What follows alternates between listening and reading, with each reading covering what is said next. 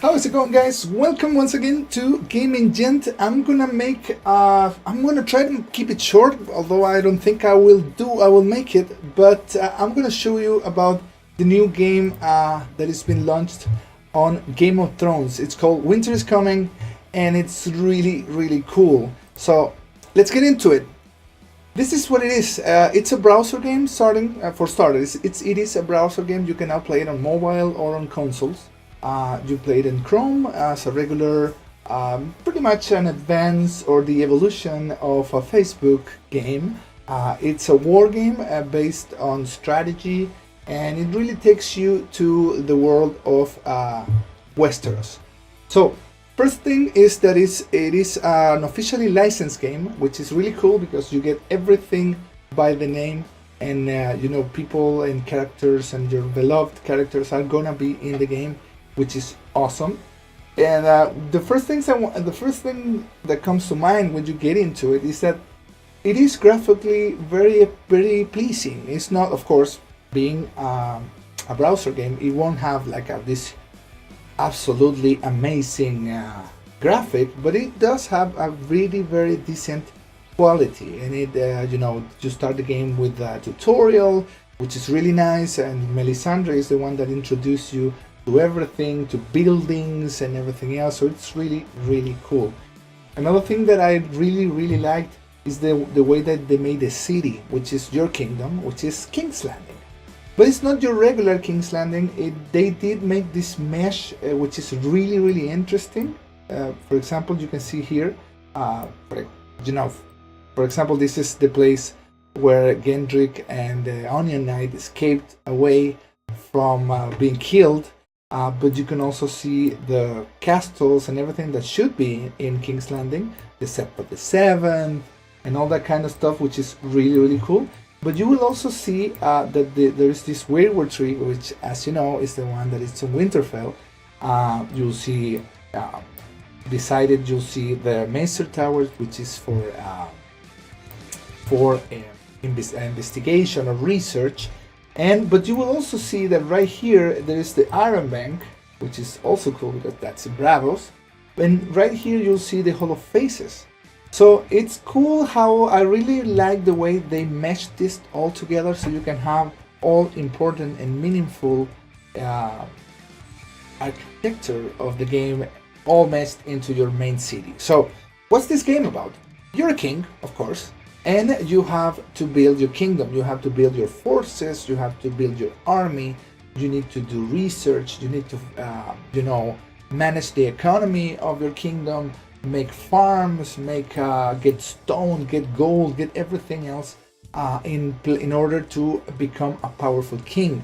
You will also be able to make alliances and everything else, just pretty much as in the game. Of course, every player will have his own King's Landing, which is called the Inner City, which is what you see right here. Okay, so you'll have these different buildings. Every one of them will have a different use. For example, this is the barracks, which is for making. Let me show you. Which is for training troops. You have, as I already told you, the Maester Tower for investigation, and so on. You'll have a blacksmith, you'll have a merchant guild, a bannerman hall, and an embassy, places to do markets, the Hall of Faces, which will allow you to kill your opponent lords, which is really cool. You'll have ships, you'll have farming spots, you'll have mints and all kind of things that will make an economy for you, which you are responsible for. But that's only your inner city. Outside of it, if you go to world right here, you'll see that you will be placed in one random spot in Westeros, which is right here. So my inner city or my castle is significated, or it's right here. I'm a level 23, and that's where I am. If you go to the map and you click on it right here, click the map, you'll see that it's especially inserted in the Westeros map, just like the series itself. So you will be able to see famous places like King's Landing, Sunspear, the desert, Dorne, and you can also go to Casterly Rock and all the famous places, the High Garden.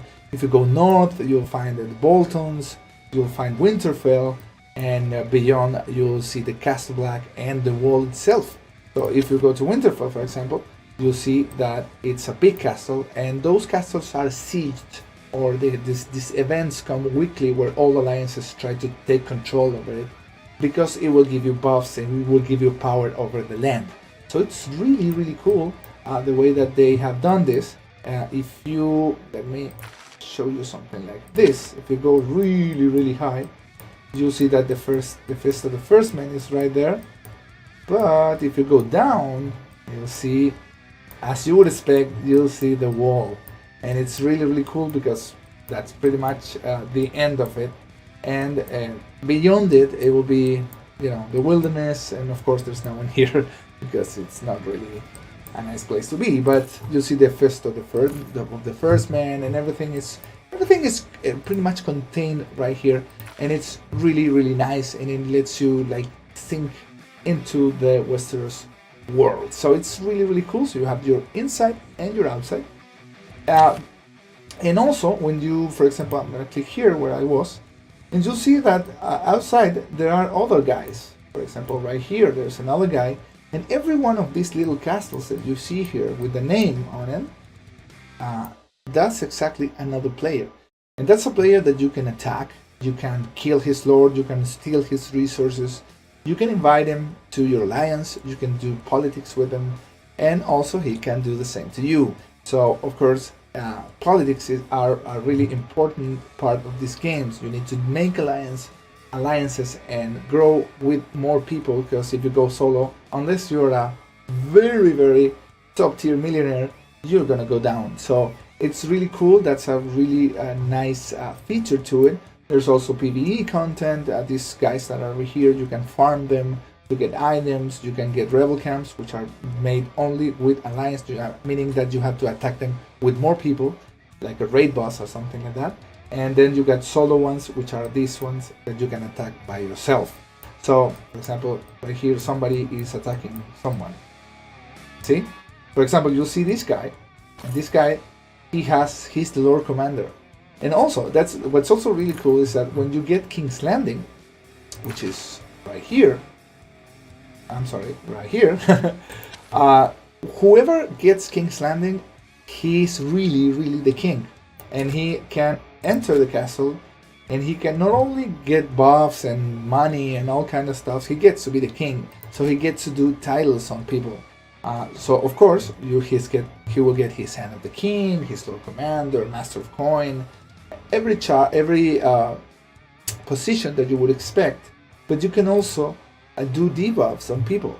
You can make people name him a food taster, and you know, make him really weak, or making a fool, a spy, a drunk, whatever you want. So that's also a really cool thing.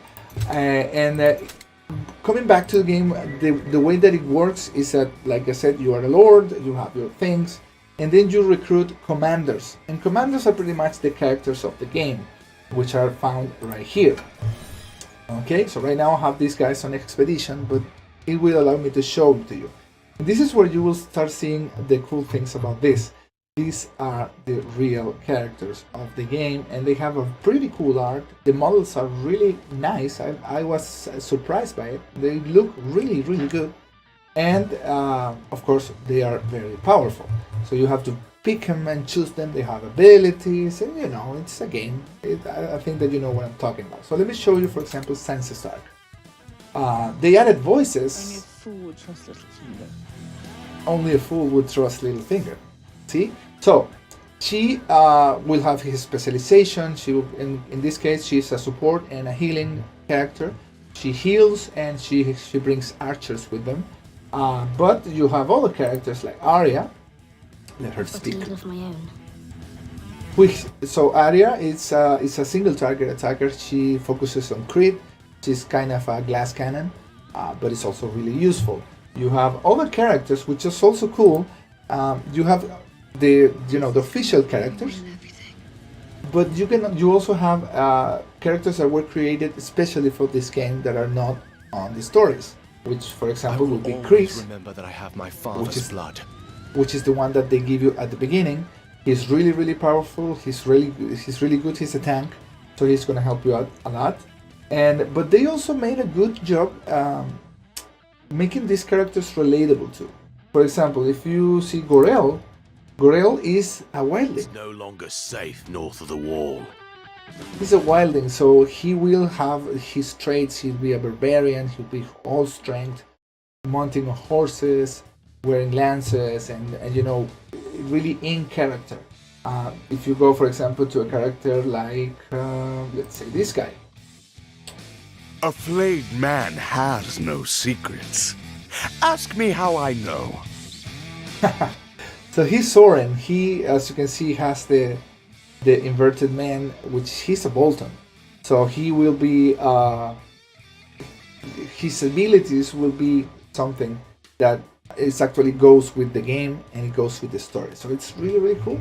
You unlock them either by paying some of them, but you will also unlock them via story. So it's really nice.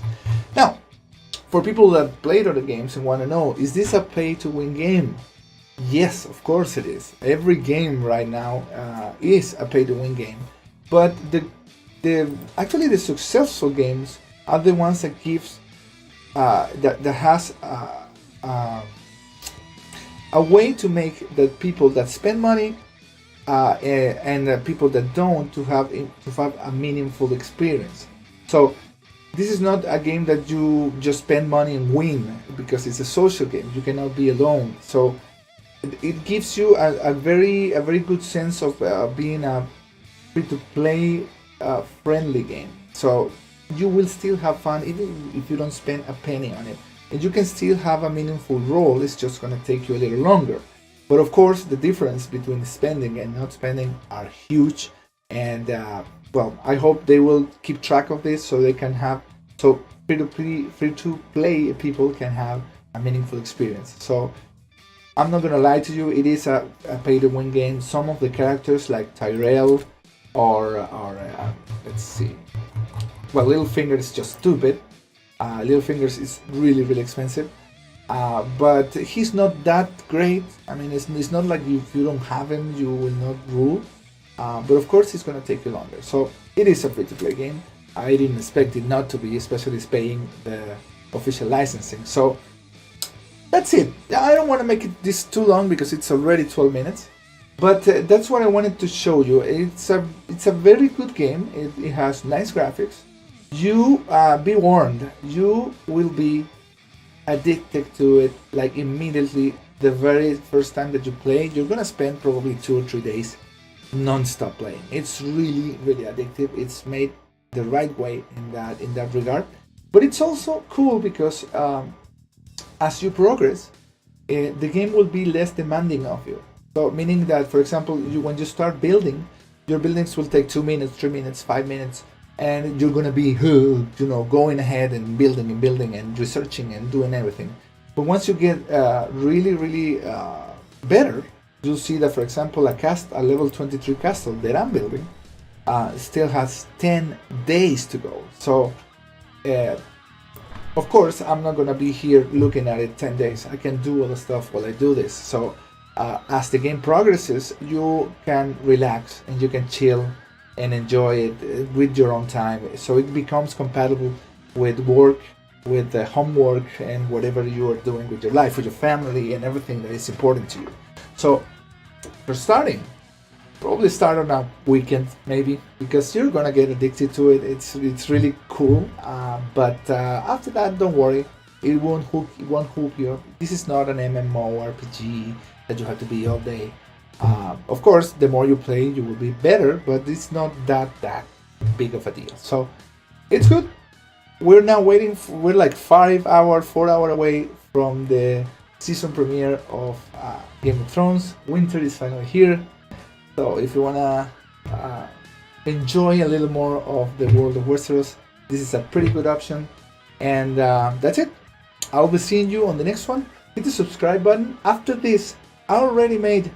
There is a free, it's not free, but it's like the best way that you can start a game. I made a huge video on what are the best things to do, the best practices for you to become powerful as soon as you get into the game. So this is more for people that are wondering what the game is, but the next one is I'm gonna get really into depth on what it is that you need to do to get the best possible start on this game.